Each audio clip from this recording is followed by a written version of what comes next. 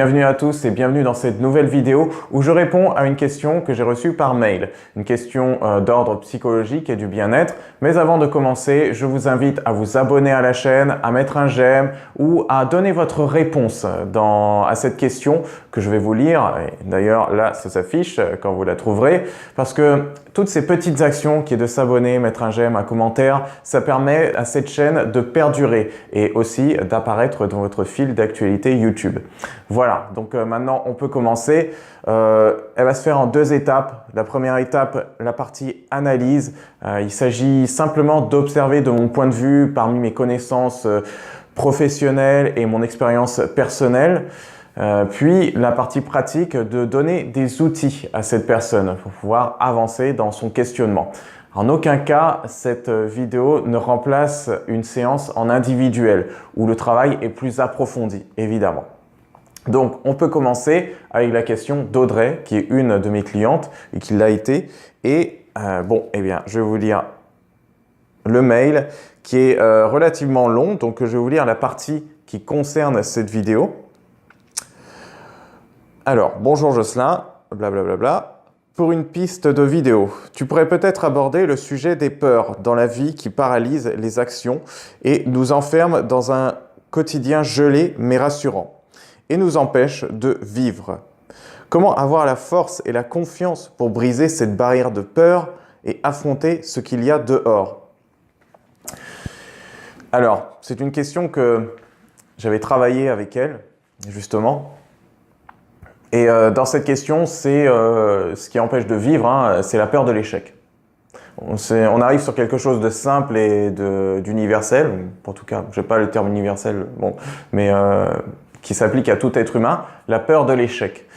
Quand on a autant peur de vivre et d'échouer, c'est qu'on est le plus souvent un grand perfectionniste. Un grand perfectionniste qui peut-être l'est devenu parce que dans son enfance, il y a un parent qui exigeait toujours que les choses soient mieux, que les autres pouvaient toujours faire mieux pour lui ou elle, ça dépend, parents, mère ou père. Et ça peut être aussi un autre fonctionnement. L'enfant a eu l'impression, dans son interprétation, il a eu l'impression qu'il n'a pas réussi à combler l'un de ses parents autant qu'il l'aurait pu, ou qu'il l'aurait voulu plutôt. Parce que notre pouvoir en tant qu'enfant, il est limité, on fait ce qu'on peut, on est un enfant avant tout. Mais il y a plein de petits signes, c'est un échange entre parents qui est donné. Alors, je pars de l'enfance, moi, mais c'est parce que je vois dans la plupart des personnes que je rencontre qui ont du mal à se mettre à l'action dans leur vie, ils ont eu un exemple. Et l'exemple, c'est souvent les parents ou un entourage qui était plus ou moins comme les parents. Donc, c'est la peur d'échouer. Et faut savoir que la réussite et l'échec sont les deux faces d'une même pièce. Donc, dans la peur d'échouer, il peut y avoir aussi la peur de réussir.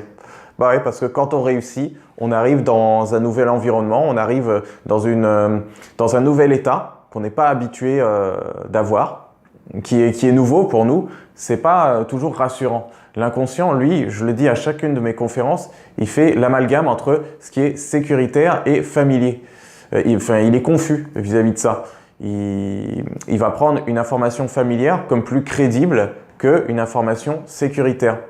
Donc, même si vous voulez atteindre un objectif en ayant cette peur de l'échec, justement, et que vous avez toutes les raisons de l'atteindre, eh bien, ça ne va pas suffire. Parce que les raisons de l'atteindre, tout ça, c'est ce qui vient du conscient, de la logique, ce qui va être sécuritaire. Oui, alors par exemple, je vais redonner le cas que je donne le plus souvent, un ami peut-être que vous trouvez bourré de qualité, un ami ou une amie, et pourtant qui a du mal à s'exprimer en groupe, qui a du mal à parler avec vos amis, avec les autres en général. Vous ne comprenez pas pourquoi il ou elle est si timide et si renfermé quand il est en société. Et vous avez beau lui dire « mais tu as plein de qualités, regarde la dernière fois tu m'as dit ci, tu m'as dit ça, c'était très intéressant ». Et la personne va dire « oui je sais mais ». mais je sais pas, il y a quelque chose en moi qui m'empêche d'y arriver, c'est plus fort que moi. Et là, oui, on est sur cette difficulté à dépasser les barrières. Parce que l'inconscient, lui, il n'enregistre pas ces informations logiques. Ces informations logiques, elles sont plutôt... il les a déjà entendues, mais ce qui est plus profond pour lui, c'est l'événement. L'événement qui est rattaché à une émotion forte. L'événement peut-être d'enfance, du passé, en tout cas, où le truc, c'était de rester discret pour être en sécurité. L'événement, ça a pu être par exemple cette personne-là, cet ami-là que vous estimez énormément, a pu se faire réprimander quand il ou elle était petite, au moment où il a répondu à son père. Il ou elle a répondu à son père. Voilà. Donc quelque part, s'affirmer, c'était danger, c'était perdre l'amour du père, perdre l'amour de la mère, hein, ça dépend l'un ou l'autre. Et la blessure d'abandon, c'est quelque chose de très fort. Un enfant, il n'a pas intérêt à être abandonné puisqu'il est dépendant de ses parents. Donc là, on a aussi l'instinct de survie qui joue. On a énormément de peurs qui viennent à ce moment-là. Donc vous imaginez le cocktail d'émotions qui peut s'associer à ça, qui peut faire l'association. Si je parle, si je l'ouvre, si je m'exprime, si je m'affirme, je risque de perdre l'amour des miens. Et je risque d'être seul, d'être abandonné, de mourir. Voilà. Alors, on est dans une mort symbolique, hein. C'est l'inconscient, il enregistre sous forme de symbole. Ça fait terriblement peur. Ce qui peut expliquer pourquoi certaines personnes veulent aller quelque part, mais n'y arrivent pas. Donc, pour dépasser ces barrières, on arrive sur la pratique, le comment. C'est l'expérimentation. C'est l'expérimentation. Il n'y a pas d'autre remède, en tout cas pour moi. Il faut essayer, même quand on a peur. C'est affronter ses peurs.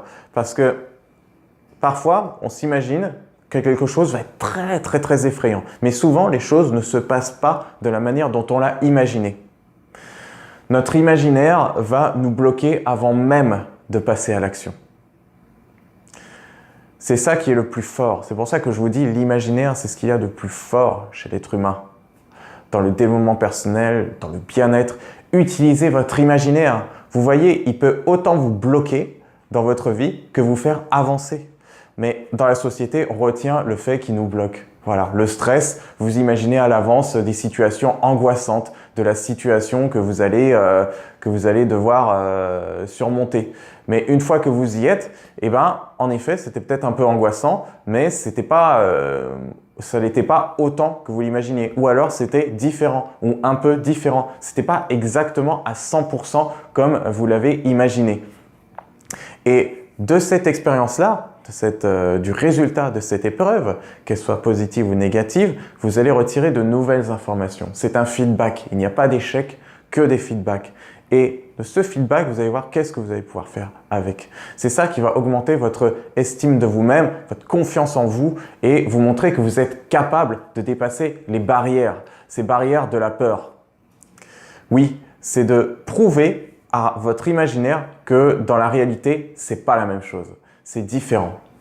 Donc, l'échec que vous allez vivre sera beaucoup moins impactant que vous le pensiez. Ce sera beaucoup moins horrible ou avec toutes ces choses. Non, c'est pas ça la réalité. Ça, c'est dans votre imaginaire. Donc, expérimentez. Quelque chose vous fait peur, allez-y. La femme de Roosevelt disait, faites quelque chose qui vous fait peur, faites au moins une chose qui vous fait peur tous les jours. Bon, j'en suis pas à ce stade-là, hein, je pense que personne ne l'est, mais c'est l'idée comme quoi, plus on se met dans l'inconfort, plus on rend les choses, plus on surmonte des choses difficiles, et plus le quotidien est facile. Ça, l'expérimentation, c'est ce qu'on peut faire tout seul. Maintenant, évidemment, il y a des thérapeutes, il y a des professionnels, il y a plein de personnes qui vous accompagnent avec des outils spécifiques et des techniques avancées pour vous aider à atteindre votre objectif sans le faire de façon comme un bourrin et puis que vous n'ayez pas à vous traumatiser sur le chemin, quoi. Bon, pour faire ça de manière plus intelligente. Je fais, vous le savez déjà, des séances de PNL et d'hypnose pour y parvenir. Et pour répondre à ta question, là, en ce moment, c'est que de l'expérimentation dont tu as besoin. Enfin, pour toute personne qui se trouve dans cette question-là. Je regrette de ne pas avoir le temps de tout aborder et de tout structurer. On va s'arrêter là pour aujourd'hui. Donc, je vous remercie d'avoir écouté cette vidéo jusqu'au bout. Comme d'habitude, abonnez-vous si ce n'est pas déjà fait. Mettez un j'aime pour me voir un peu plus dans votre fil d'actualité et commentez si vous avez des choses à dire, des questions à me poser pour les prochaines vidéos. C'est avec plaisir que j'y répondrai. Je vous remercie et à bientôt.